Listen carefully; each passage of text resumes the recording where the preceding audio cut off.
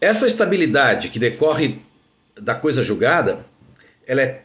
tão perfeita, tão fundamental para o sistema jurídico fechar, que a possível alterabilidade da coisa julgada é excepcional. E se dá basicamente diante de dois instrumentos processuais. O primeiro é uma ação chamada ação rescisória, lá do artigo 966 do CPC, e essa ação permite justamente a desconstituição de uma coisa julgada, portanto, abre aspas, desvalidação, anulação de uma sentença que já transitou em julgado, que é de mérito e, portanto, já produziu coisa julgada, e que, em tese, portanto, já definiu a questão, e que, então, já estabeleceu segurança jurídica, mas, mesmo assim, alguns vícios do processo ou da sentença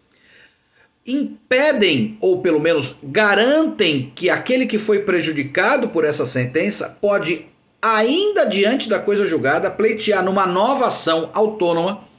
a desconstituição dessa coisa julgada por alguns vícios arrolados nesse artigo 966. Por exemplo, incompetência absoluta, impedimento do juiz, corrupção do magistrado, prova nova que não se teve acesso antes, fato novo que torna a decisão injusta, um precedente judicial que deveria ter sido acolhido pelo juiz e não foi. Portanto, há uma série de vícios que garantem a propositura de uma ação rescisória, cujo resultado, portanto, é a alteração da coisa julgada, a desvalidação da coisa julgada. A outra hipótese de mudança da coisa julgada,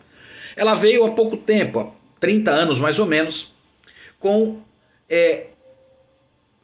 aquela questão que envolve os exames de DNA. O que aconteceu no começo dos anos 90 é que com a criação desse exame do DNA, que dava a certeza de 99,9% de paternidade ou de ausência de paternidade,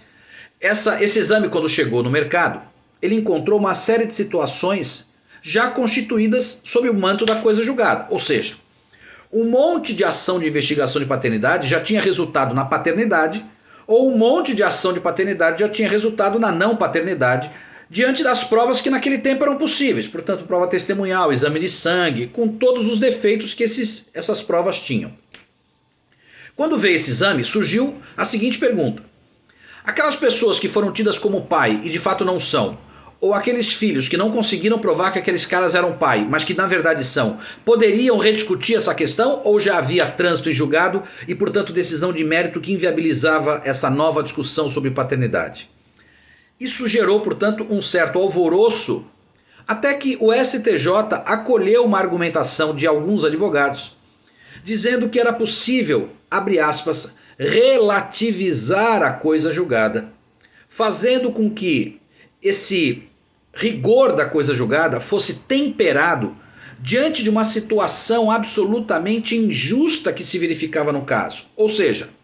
a perspectiva de um exame que revelasse a verdade absoluta, ela era absolutamente contrária àquela verdade só formal, que na verdade era uma inverdade. A possibilidade de buscar a verdade absoluta por meio do exame de DNA fez com que o STJ admitisse relativizar a coisa julgada, sobretudo levando em conta a proporcionalidade, ou seja, a verdadeira paternidade era um bem muito mais importante do que a coisa julgada. Ou seja, a coisa julgada como elemento constitucional importante, nesse caso era menos importante do que a verdade acerca da paternidade.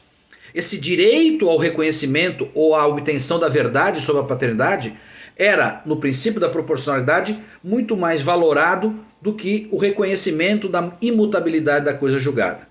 Portanto, esse sobrevalor da paternidade fez com que o STJ admitisse essa relativização da coisa julgada nessas ações, de modo que se pôde rediscutir paternidades que já tinham sido alcançadas pelo manto da coisa julgada. Então, a ação rescisória e esse novo fenômeno, interpretação jurisprudencial, que é a relativização da coisa julgada, formam as duas hipóteses de alteração da coisa julgada, ok?